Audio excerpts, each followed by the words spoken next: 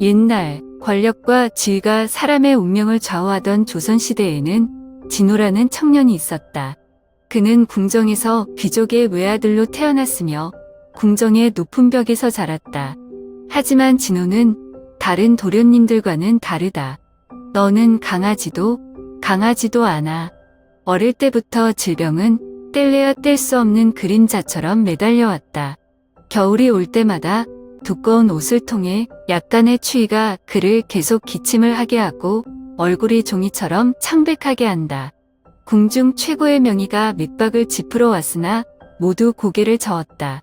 사주님은 성년을 못 살 것 같아. 그 말은 부모님의 마음을 칼로 베는 것과 같다. 절망감이 겹친 어느 날까지 그들은 경주 지역의 한 명 의사에 대한 소문을 듣게 된다.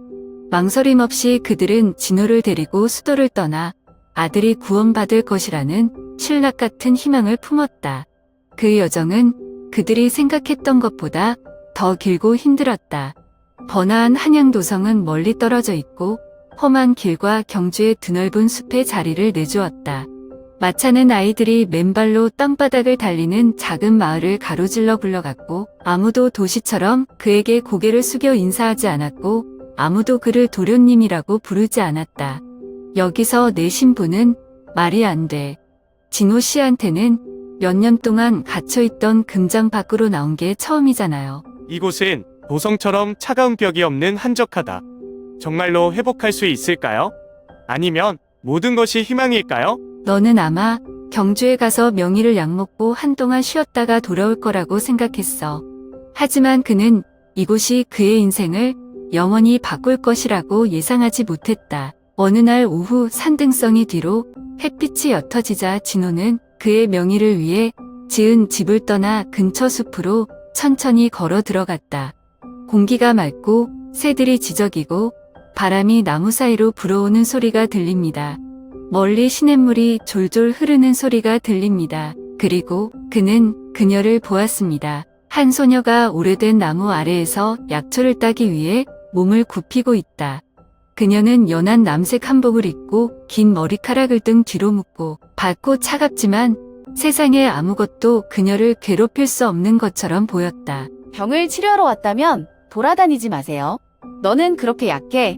독풍에 감염되는 것은 위험해. 그녀가 바로 명의를 지낸 연하의 딸이다. 여인은 권력을 두려워하지 않고 예절도 두려워하지 않고 계급에 의해 결정되는 운명을 받아들이지 않는다. 진호에게 이것은 단지 우연한 만남이었다. 하지만 넌 알지? 내 운명을 바꿀 그녀가 바로 그 여자라는 걸 깨달았지. 신분과 지위보다 더 중요한 것들이 있다는 걸. 경주에 봄이 온다는 것은 아주 온화한 것이다. 산비탈에 살구꽃이 하얗게 피고 봄바람이 나뭇가지마다 불어 햇빛에 말린 약초의 달콤한 향기를 가져온다. 사람과 바깥 세상을 구분하는 높은 벽이 없는 계곡 한가운데에 숨어있는 작은 집에서 진호는 점점 몸이 변하는 것을 느꼈다. 처음에는 연하의 아버지가 처방해준 쓴 약탕 덕분이라고 생각했다.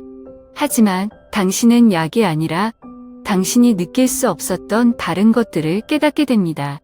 여기서는 아무도 지위에 대해 언급하지 않고 아무도 그를 소중히 여겨야 할 약한 도련님으로 보지 않습니다.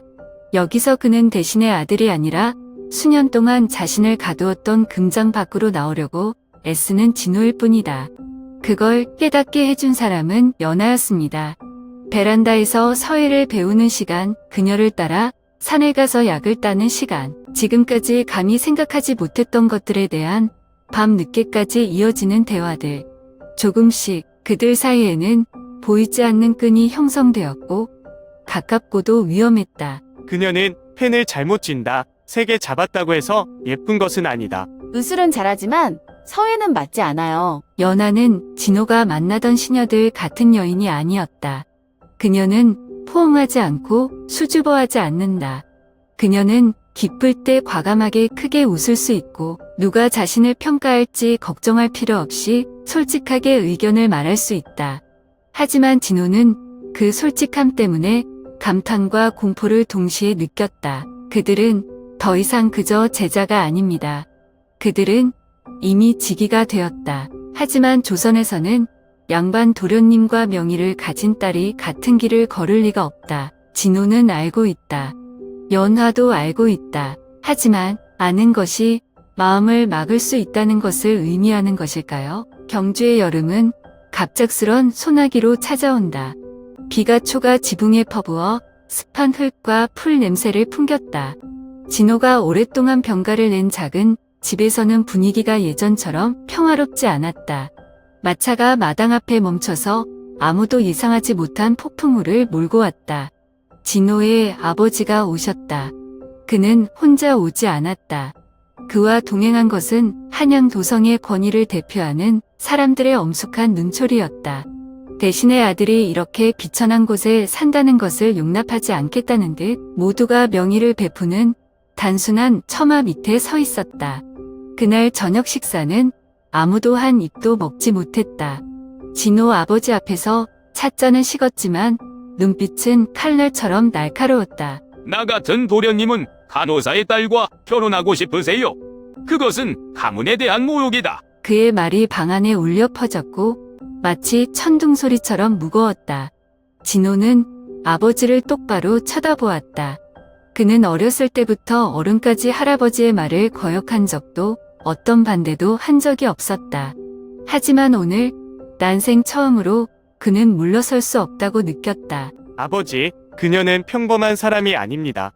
출신 신경 안 써. 너만 필요해. 난 신경 안 써. 너 혼자 결정할 수 있을 것 같아. 차진호는 웃음을 터뜨렸지만 그 미소는 밖의 비보다 더 싸늘했다. 내일 나는 즉시 한양으로 돌아간다.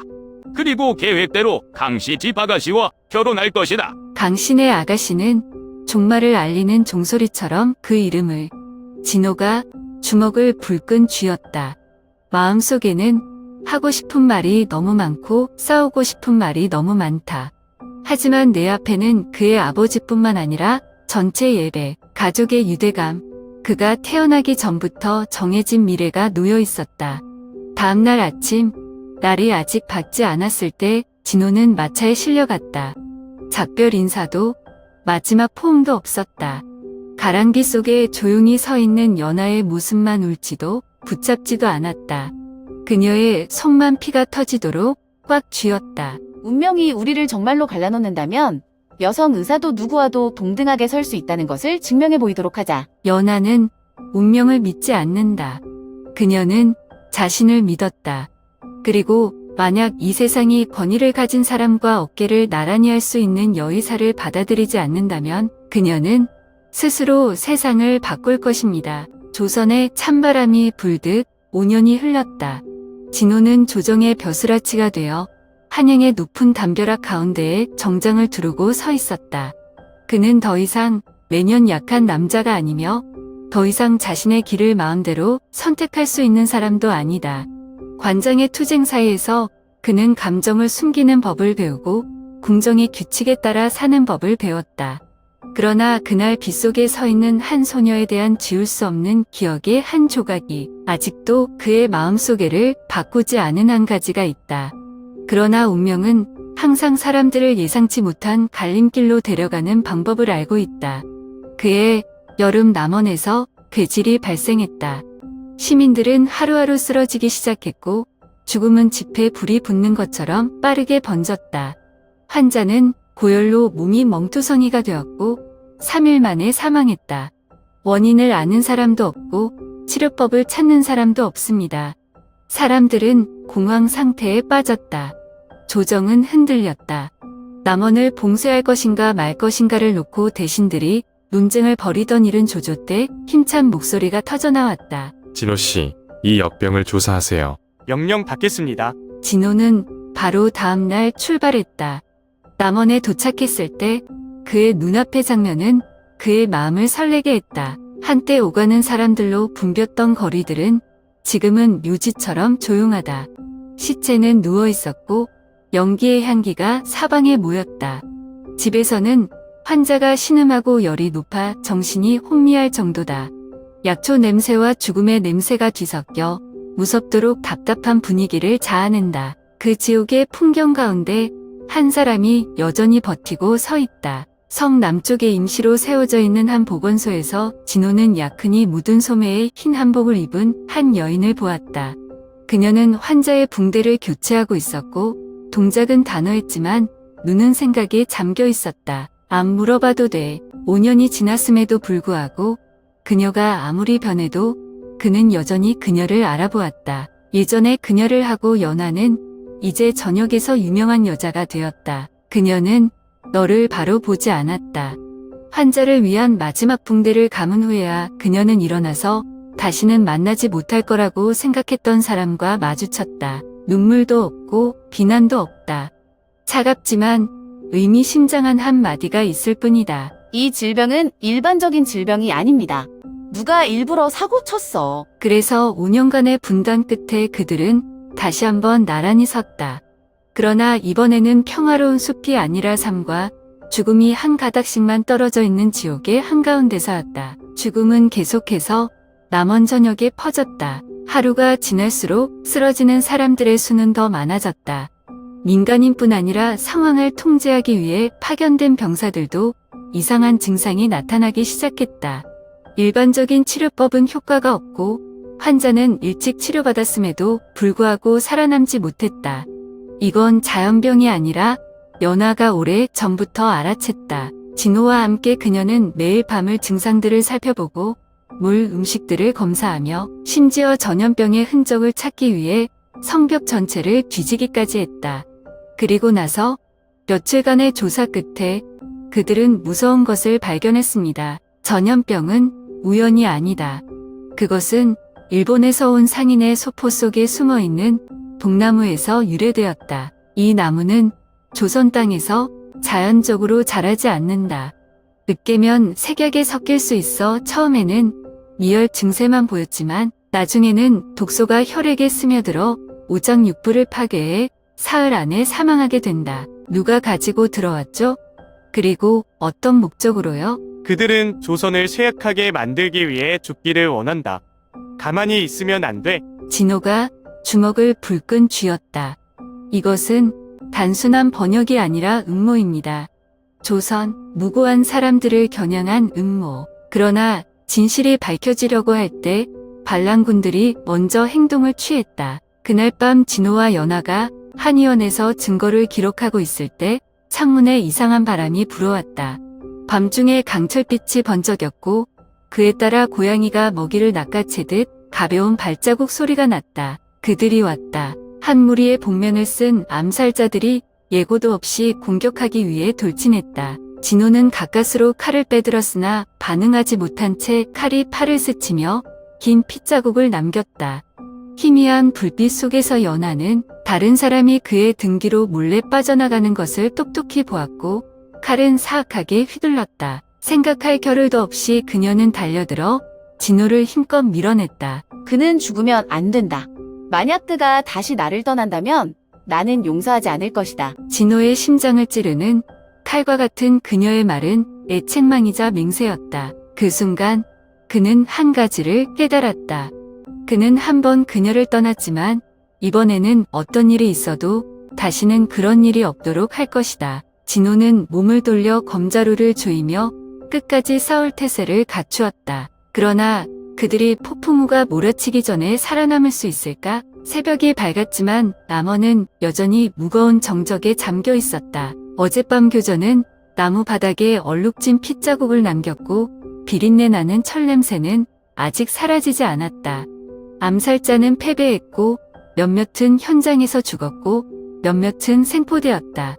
하지만 더 중요한 것은 진호와 연하가 살아있다는 것이다. 그날 아침 조정의 군인들이 몰려와 역병을 퍼뜨리려는 음모의 배후자들을 제거했다. 추가 조사 결과 이들은 실제 주모자가 외국 상인일 뿐만 아니라 조선 소란을 일으키기 위해 외부 세력과 은밀히 협력하고 있는 일부 북한 관리들의 손길도 있는 것으로 드러났다. 이 소식은 곧 한양으로 전해졌다. 남원의 사건은 단순한 역병이 아니라 왕정 전체를 뒤흔든 대형 사건이 됐다. 며칠 후 진호는 왕을 보기 위해 수도로 소환되었다. 누구나 최고 권력에 절을 해야 하는 웅장한 대궐에서 진호는 용받침 앞에 무릎을 꿇는다. 위로는 금박을 입힌 용패가 위엄을 발휘했지만 오늘은 황제의 목소리가 만족감을 주었다. 가는 큰 공을 세웠고 수천 명의 생명을 구했습니다. 그래서 당신은 내가 무엇을 주길 원합니까? 질문은 보상처럼 보이지만 도전이기도 합니다. 명성, 궁정에서 더 높은 지위요? 진호는 내가 원한다면 모든 것을 줄 수 있다는 것을 안다. 근데 그 순간 남원에서 대기하고 있는 게 딱 한 가지 생각났어요. 저는 영광이 필요하지 않고 사람들을 돕기 위해 의술을 계속하기를 바랍니다. 그 말은 전하를 떠들썩하게 했다. 한 관리가 의사가 되기 위해 직위를 포기했나요? 그것은 전례가 없다. 왕은 입을 다물고 진호를 한참 동안 바라보았다. 네, 웃음 터지는 사람. 역시 칸은 여전히 다른 사람들과 다릅니다. 네, 인정합니다. 모든 사람이 자신의 길을 선택할 수 있는 것은 아니다. 하지만 오늘 진호는 해냈다. 그는 아버지가 기다리던 집으로 돌아갔다. 몇 년 동안 연하를 떠나라고 강요했던 그 남자는 이제 머리가 하얗게 변했다. 아마도 지난 몇 년 동안 그는 자신의 결정이 옳은지 궁금했다. 진호가 무릎을 꿇었을 때 그의 아버지는 더 이상 꾸짖지 않았고 더 이상 화를 내지 않았다. 아마도 내가 틀렸을 거야. 내가 정말 그녀를 사랑한다면 나는 더 이상 그녀를 막지 않을 것이다. 말은 가볍지만 5년간의 이별의 무게를 싣는다. 그래서 이번에는 아무도 그들을 갈라놓을 수 없었습니다. 마지막으로 나는 더 이상 그녀를 떠나지 않아도 된다. 옛날에 그들이 만났던 경주 들판에 바람이 다시 불었다. 이번에만 다를 뿐 그들은 더 이상 운명에 묶인 두 사람이 아니라 그들이 스스로 선택한 길을 걷는 두 명의 자유인이었다. 그의 가을, 은은한 햇살과 멀리서 울려 퍼지는 절의 종소리 속에서 결혼식이 거행되었다. 한양 도성의 화려한 관아에서도 아니고 권세 가족들이 자주 결혼식을 올리는 큰 절에서도 아니다. 진호와 연하는 운명이 교차하기 시작한 처음 만난 경주로 돌아가기로 선택한다. 이른 아침부터 마을 사람들은 명의를 집 앞에 모였고 하늘 한 구석에 웃음소리가 요란했다. 귀족들의 화려한 의식은 없었지만 목격자들의 눈에는 그들이 본 어떤 결혼보다도 아름다운 결혼식이었다.